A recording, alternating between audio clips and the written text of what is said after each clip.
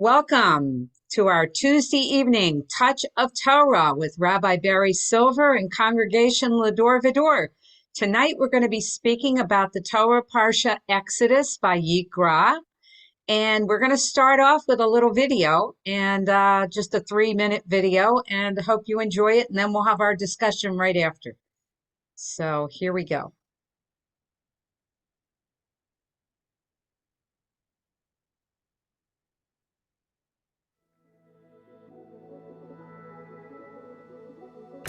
Darn, this new toaster burnt my toast again. Wow, that's so Jewish. What are you talking about? How is burning toast Jewish? The Torah is full of stories and descriptions of the Israelites burning things up. Bulls, sheep, goats, doves, even flour. It was their way of connecting to God and to each other. Your burnt toast reminds me of Vayikra, which is the Torah portion about all kinds of burnt offerings the Israelites used to make. That seems incredibly strange. Burning stuff to connect to God? I've never seen Jews doing anything like that. That's absolutely right. Jews haven't done any of that for 2,000 years. Some of what the Torah talks about are holidays and rituals that Jews still practice today, but other parts, like Vayikra, talk about things that they used to do, but can't do or don't do anymore. Ah, like burnt offerings. It's hard to relate to it though, it still doesn't seem very Jewish to me. And I'm sure we wouldn't seem very Jewish to them. Imagine for a second that Moses or one of his Israelite friends took a kind of a time warp into the 21st century. He would see Jews sitting in a building, singing prayers and reading the Torah, and he'd probably ask the same question that you asked me. What's Jewish about this? Really? But I always thought synagogues and prayers and reading the Torah were the absolute most Jewish things ever. Many of us think of them that way, but just as the ancient sacrifices feel foreign to us, synagogues and prayers would seem strange to our ancestors. Fair enough. But if their world is so different from ours, what's the point of even reading Torah portions like Vayikra? If it has nothing to do with our lives, why bother with it? Let's do the time warp. Again. The rituals Vayikra describes are very different from what we're used to, but the big ideas that they're trying to get at can still give us things to think about. Okay, so tell me about the burnt toast. Well, if an Israelite committed a sin, even by accident, they had to burn a goat or a sheep as a sacrifice to God to apologize for the mistake they made. But if you couldn't afford a whole goat or sheep, you could just bring a little bit of grain called a meal offering and burn it up instead, kind of like your toast. That way, nobody is prevented from connecting to God just because they don't have as much wealth. Yeah, that is still such an important idea today. It's not about how fancy or expensive our gifts are, but the intention we have in giving them. Right. And here's another one. When the high priest, who was the leader of the Israelites, messed up, he had to apologize not just for his own mistake, but on behalf of the whole community that followed him. He had to bring an entire bull as a sacrifice. That was much more expensive than a goat, to apologize for leading his community astray. That's another good one. In our time, just like in theirs, our actions affect other people. Our mistakes can ripple out and affect our broader community. And when our leaders make mistakes, they can have really bad consequences for the whole world. Exactly. I think I'm starting to understand what you mean. What we think of as Jewish now might have been totally foreign to our ancestors back then, and what they thought of as Jewish then would be totally foreign to us now.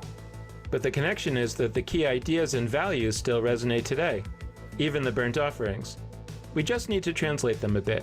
We can learn about the traditions of the past and then shape new traditions that are about the same values. That's a really good point. I'm never going to look at toast the same way again.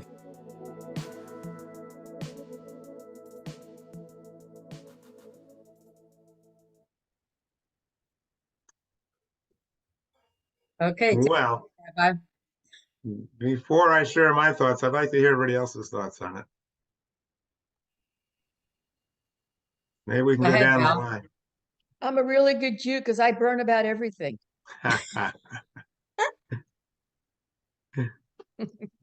Anybody else? What do you think about that video? Well, I think it's a little, we experience that today because I think a lot of Jews, in my opinion, are turning away from formalized observation of Judaism because a lot of us do not want to be stuck paying a building mortgage, for example, and high dues to temples that have these big edifices. And I think a lot of people are starting to really turn their backs, and have been for many, many years, about not being involved with that type of a financial investment to be to talk to God.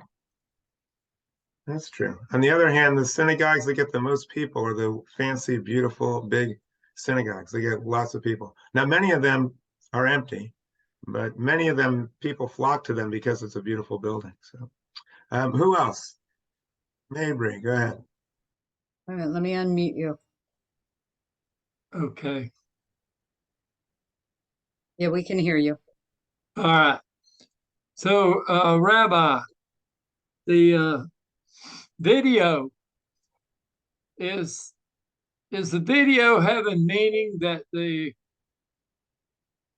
beginning, or the Jewish people in the video with Moses and all, has that any relevance to the Jewish people of the day?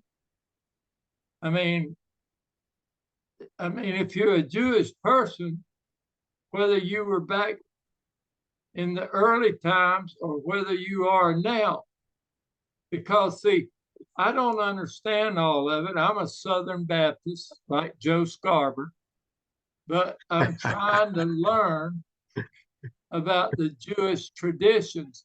And believe it or not, I live in Venice, and we have a lot of Jewish people here.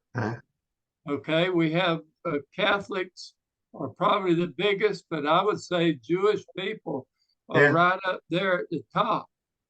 But what's the translation between the video and what's happening now? That's a good question. I'm going to share my thoughts, but I'm interested in getting everybody else's first. What do you think about that? What do you think about the video? The video? Yeah. Well, and the message that they were sharing, the information. I don't know. I believe that the message was that the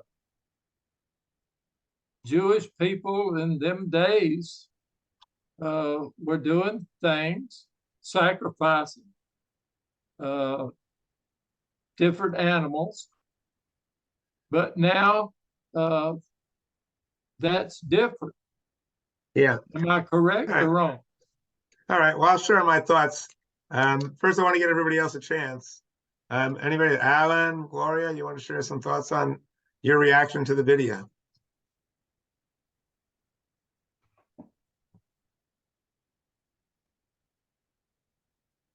Gloria's muted. Wait. Gloria, hold on. Go ahead, Gloria. Go ahead. I would like to hear how you feel about it, quite frankly. All right. Alan, what about you? No, I don't see the great relevance of burnt offerings of any kind. I don't see the great relevance of burnt offerings of any kind to what we're dealing with today. Yeah. All right. Well, let me just share my thoughts then. Before I do, I'm going to start out with a story that ties in with this. So I was at I officiated a celebration of life, which most people call a funeral. Afterwards, I came back to the house and I was chatting with this woman, and she said that she belongs to a wonderful synagogue and it's progressive, but she still likes to keep kosher, and she doesn't drive on Shabbat. So I asked her, why don't you, if you're a progressive synagogue, why don't you drive on Shabbat? And why do you keep kosher? So she says something like, seems like you're judging me. So I said, no, I'm not judging. I'm just kind of curious. I mean, that's a big sacrifice to make. Keeping kosher, it's a big sacrifice. And not driving a Shabbat, that's very difficult to do. I'm just curious, like, what is the reason why you do these things? So she said, it's a tradition. So I said, well, so is animal sacrifice. I said, we don't do it anymore. I said, but what was the point of it? So she got rather indignant. She said, I do it because it's a tradition, and I don't understand why you're judging me. So I said, I'm not judging, I'm just asking. She said, you should respect what I'm doing. I said, I don't respect every religious act. I respect things that deserve respect. Just because somebody does something in the name of religion doesn't mean I respect it. Most things that people do in the name of religion, I don't respect. I said, I know people who keep kosher, and because of that, they refuse to eat with their own kids because their house isn't kosher, or they won't go out and have a meal with them, or they won't come to their wedding because it's on a Saturday and they don't drive on Saturday, and or they don't have any connection with their kids because they don't keep the same rituals. I say, I don't respect that. I respect people who do things for a reason that bring people together and serve a purpose. So that's the beginning of this. So I don't think she's going to be coming to Lador Va-Dor anytime soon, but I don't think she would have come anyway. But I'm not a good salesman, all right? I'll confess it to you. I promote Lador Va-Dor wherever I go, but I promote what it really is. I don't tell people things that they want to hear. And many people love a realistic, fact-based, science-based approach. They love it and they come, but I'm not going to just tell everybody what they want to hear.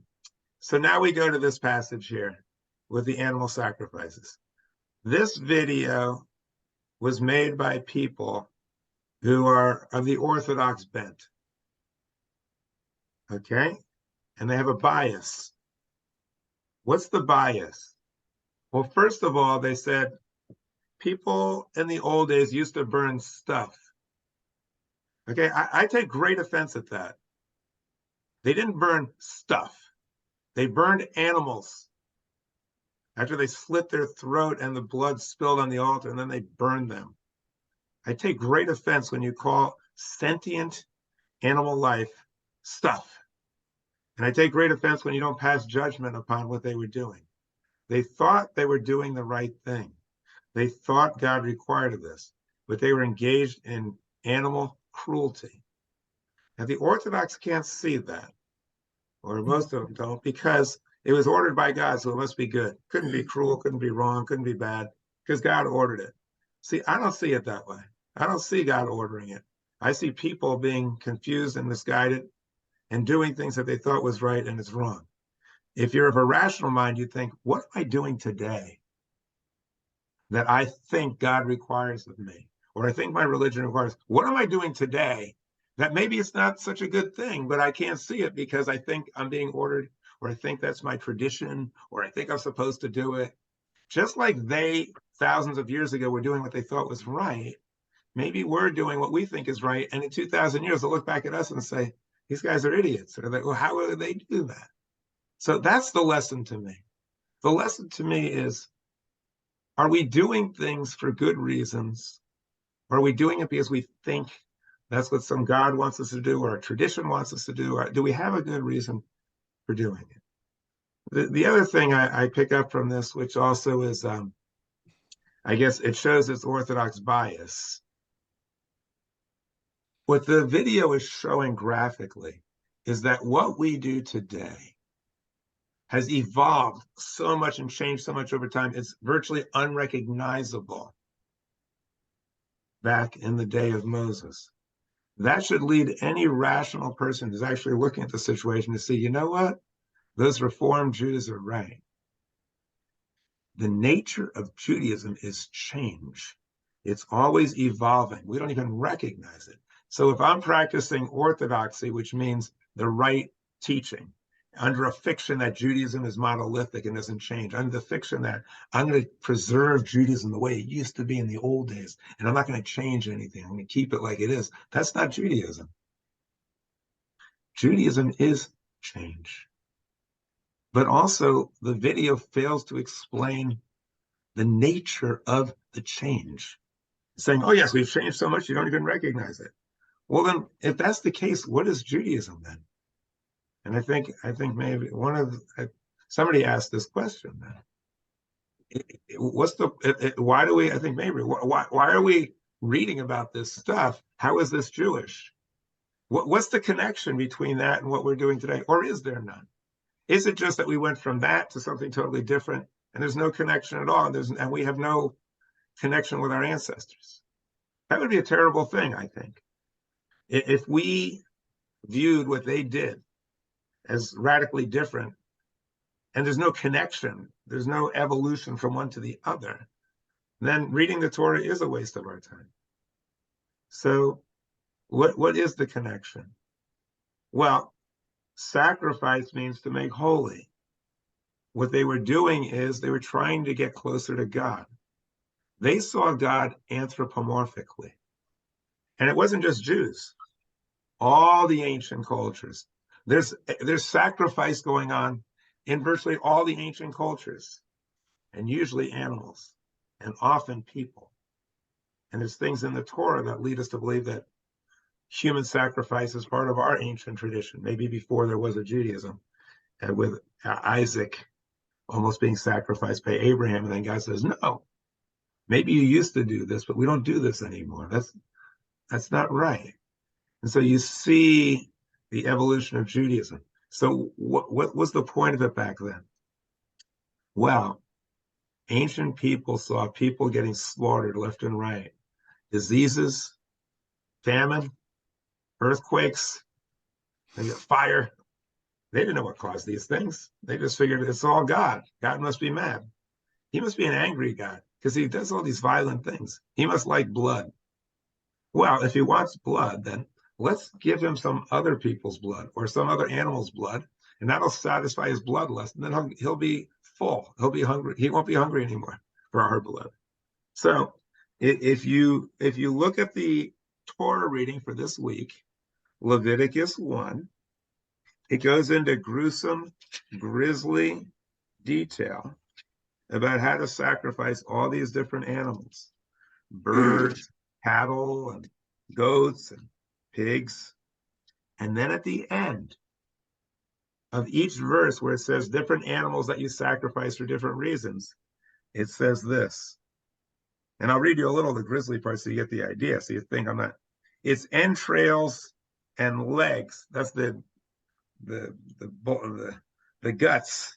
Its entrails and legs shall be washed with water, and the priest shall turn the whole into smoke on the altar as a burnt offering, an offering by fire of pleasing odor to the Lord. So God now is very human. He actually is pleased by the aroma of charred flesh, very similar to human beings who in ancient days and in modern times enjoy eating a steak or meat. He was very much like you and me, just a little more powerful. He hadn't quite evolved yet to be woke and a vegetarian yet. He hasn't got to that point. But you can see he's very human-like. And he actually derives pleasure from an aroma. Today, we don't view God in that way, but they did back then. And then it has another sacrifice. And again, it says, and it's a pleasing odor to the Lord. This refrain is over and over and over. So they saw God like a king. You'd sacrifice to the king. You'd bring him your offerings, and he would take care of you. Usually what they did with the king, the vassals would give them a certain number of people to fight in their army and would bring certain gifts to the king so that he would have something to live on. And so this is the King of Kings. It was done in an anthropomorphic way. So does that mean that this is a waste of our time and there's no connection? Absolutely not. There's a direct connection between Leviticus and today, because that was the question. We still believe today that we should make sacrifices for a holy purpose. We still believe that we should give some of what we have for a holy purpose. What is the holy purpose today? Is it to feed God? Because the ancients believed that God needed to be fed. And since God was spirit, God would be fed on smoke, on something invisible. That's how he ate, by smoke, by burnt offerings. So we don't burn an offering, but we still believe in giving something that we have for a holy purpose. So we might give something to the poor, or we might give of our time and spend time in an animal shelter, or we might come to the synagogue and join with other people and go out and glean and pick crops. We do things to help other people. It's a holy purpose. We might come together and donate to put up a nice temple or a synagogue, or to pay the rent of the synagogue. That might be our holy purpose, or to help the people of Ukraine. There's a direct link between that and what we do. The name for sacrifice in those days was korban. Korban comes from karov, meaning to get close. They wanted to get close to God. Well, within all of us, there's a spiritual aspect to us. We're all holy, we're all sacred. There's a sanctity within all life, created in God's image. Well, not the image of a corporeal God, but created in the image of the universe, the creativity of the universe. We have part of that sanctity and holiness in us. And how do we get close to that part of us that's holy? By not just following our base instincts and being selfish, but by giving of ourselves to others for a holy purpose. Do you know what makes people happy? They've done studies on this, and I saw this morning, they said, we're the happiest people. Where do they live? They found out scientifically that helping other people to become happy is one of the best ways to make us happy. Isn't that interesting? Because we're social, gregarious creatures. So what we do, what religion tells us to do to help other people, it does help other people, but it also helps us. Isn't that wonderful that we're constructed in such a way that we can derive pleasure by bringing pleasure to others? And that, my friends, is the solution to all of our problems, all the problems that we have in the world. To recognize that we're all one family, and we can derive pleasure by making other people happy. And that is what is in this Torah reading. When they gave the sacrifices, they were happy. It made them feel fulfilled because they were doing something for a good purpose. So this passage has a lot of meaning, but one of the meanings is to show how Judaism is always evolving, and to show wherever we are today, where will we be tomorrow? There's a great hockey player, I forget the name of the hockey player, but he said, to be good at hockey, you don't skate to where the puck is. You skate to where it's going to be. Same thing is true in basketball. Somebody's cutting to the basket. They're running hard to the basket. You don't throw it where they are, because they're moving to the basket. You throw it where they are, it's going to be behind them.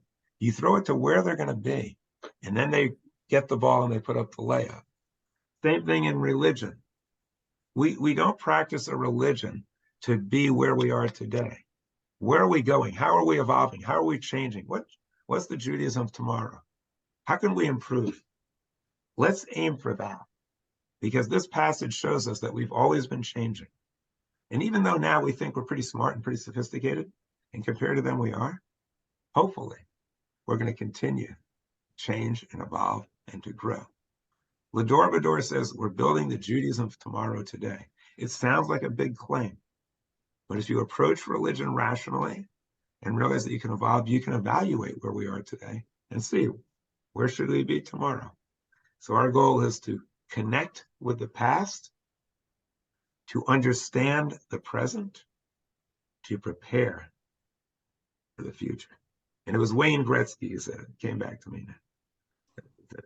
And then it was Michael Jordan who said, I believe it was him, I miss 100% of the shots that I never take. So what he's saying is we should always go for it. Always take a chance and see what happens. That's my take on this passage. All right. I think we might leave it at that. Unless anybody has any concluding comments to make, because my throat has probably about had it. I am very pleased that I'm doing better, and I'll be good to go on Friday night. I might not sing anything, which will come as a great relief to many people, but I will be speaking. So I hope that you'll be there and with us in the spirit on the internet or in person, and you can join with us. And I do thank everybody for coming out tonight. And of course, I thank Sharon for orchestrating this. Does anybody have any concluding comments? You're welcome to make them. Anybody? I think a lot of other cultures, they also made food, what they call food sacrifices. ancient cultures, Hawaiian cultures, Indian cultures, while they didn't burn, they always brought food. And even now, you're talking about the Santorians, even now they actually do animal sacrifices still to this day. I mean, so this, I think it's still reminiscences of their ancestral beliefs. Well, Valerie, you raised a very good point, and I'm glad you did, because I omitted to mention something very important. The sacrifices were different depending on the purpose of the sacrifice. Some were because you did something wrong by accident. You violated some rule that you didn't realize it. You made a mistake. Okay, here, take this. And it's usually a little sacrifice, like a bird or something like that. Other sacrifices were worse. You knew you were doing something wrong, but it was so tempting, it was so desirable that you did it anyway. Maybe you saw that donut and you knew you shouldn't eat it. It's not good for you, but you did anyway. Or maybe it's worse. Maybe it's some kind of sin that you committed. You were selfish, or some kind of sexual sin, or you took advantage of someone, or you cheated someone, or you got angry and yelled at someone. That's an intentional act. That's a different type of sacrifice. Others were sacrifices because it was a certain time of the year and the crops were there, and so you wanted to give a little bit of what you received and give it to others. And then there were other things called zevach shalamim. Shalamim comes from shalom, a sacrifice of well-being. Your kid just graduated, or you just got a raise, or something good happened in your life, and you want to show your appreciation and give thanks. And what was a sacrifice? It was food, and it went to the people. Most of these sacrifices of food, some of it went to God, and the bulk of it went to the people. And so you would actually be helping to feed the poor. Now, some of these sacrifices, the whole animal would be burned up into smoke. That didn't really help anybody. And there wasn't a good purpose to that. But a lot of the sacrifices, food was used first to feed the priests. They took care of number one, okay? And then after that, then it was used to feed the rest of the people. But I'm glad you mentioned that, Valerie, because the sacrificial system was also, I don't know if it was designed, but the impact of it was to feed the poor, to have communal gatherings, and to express gratitude for the crops, for what we see around us, and for the beautiful world. And that's a really wonderful thing. That was done in ancient times, and we still do it today. And our people have the good sense to realize that everything we see around us, it's a miracle, it's wondrous, it's something we should give thanks for. And that's one of the great contributions of the Jewish people in the world, to express gratitude, which they thought would make God happy, but it really makes us happy when we show gratitude for what we have. And I'll end it at that. Thank you, everybody, for joining us. Thank you.